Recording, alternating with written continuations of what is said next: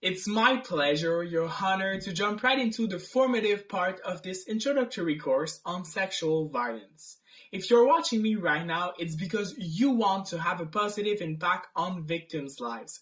You probably don't want to be considered a part of the problem anymore, but rather to be the individual who allows victims to finally move on. First of all, let's take a deeper look at the problem surrounding our judicial system, since a lot of its particularities don't necessarily apply to sexual assault cases. As a matter of fact, in Quebec, a sexual predator can be prosecuted for a civil lawsuit, which will take into consideration physical and psychological impacts on victims, as well as a criminal lawsuit, which will only judge the legal aspect of the crime. Although there's no limitation in time to institute a criminal procedure, the same cannot be said about a civil lawsuit. Victims have 3 years from the time a fault is committed to denounce sexual violence. On top of that, if the assault was repeated, the prescriptive period begins when the damage was done for the first time. That's a nuisance for victims, considering this is the only procedure specifically created to accompany them. You have to keep in mind that many victims don't immediately press charges against their offender since they tend to fear retaliation, which is why it takes a lot of time to heal from sexual violence. A time limit certainly doesn't help since only 6% of sexual crimes are reported to the police. Even when they get reported to the police, the process ends up being re-traumatizing for victims. The police are not trained to be social workers, and their perception of the crime may be influenced by stereotypes and myths such as the victim's use of drugs.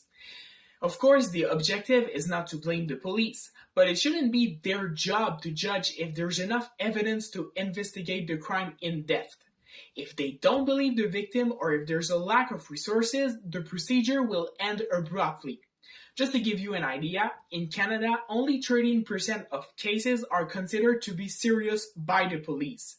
If the victim is trusted, the criminal case will be taken care of by a penal attorney, which will decide if there's enough material to bring it to court. Research has revealed that attorneys' charging decisions are directly influenced by legal factors, including the offender's criminal record and the evidence strength. A lot of victims are then returned home without any help. Even during the process, victims are generally uninvolved. The Canadian Criminal Code mainly aims to reintegrate offenders into the community and to protect the safety of the public. Since everything revolves around offenders, victims tend to feel like observers during the process. Their testimony is insufficient, which implies that trials mostly incorporate evidence from external sources. Even when offenders end their sentences, victims don't receive any information unless they ask the Parole Board of Canada. In the end, only 7% of cases lead to a felony conviction. One of the main causes is that offenders may not be declared criminally responsible on account of a mental disorder. Besides that, a verdict is never final, which sometimes leads to a new trial if a notable detail is discovered after the first trial. If the defense doesn't agree with the verdict, an appeal may be allowed, which shows how endless and tiring the process is for victims. The verdict is often frustrating for victims as they consider the minimum sentences for sexual assault to be quite low.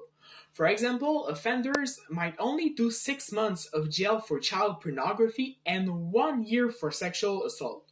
Of course, you have to keep in mind that convicting a sexual offender within the common law is extremely difficult because he or she is presumed innocent. Solid evidence of guilt is hard to provide considering that there are often no witnesses during a sexual assault. A verdict of not guilty does not mean that a crime wasn't committed or that a victim has made false allegations. Such a verdict can result from reasonable doubt as to the guilt of the accused, even if the victim has been deemed to be credible.